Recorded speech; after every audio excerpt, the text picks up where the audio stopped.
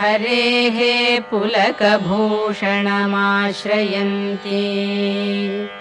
भृङ्गाङ्गनेव मुकुलाभरणं तमालम् अङ्गीकृताखिलविभूतिरपाङ्गलीला माङ्गल्यदास्तु मम मङ्गलदेवतायाः मुग्धा मुहुर्विदधती वदने मुरारेः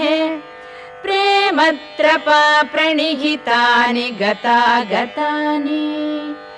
मालादृशार्मधुकरीव महोत्पलेया सा मे श्रियं दिशतु सागरसम्भवायाः आमीलिताक्षम् अधिगम्य मुदा मुकुन्दम् आनन्दकन्दम्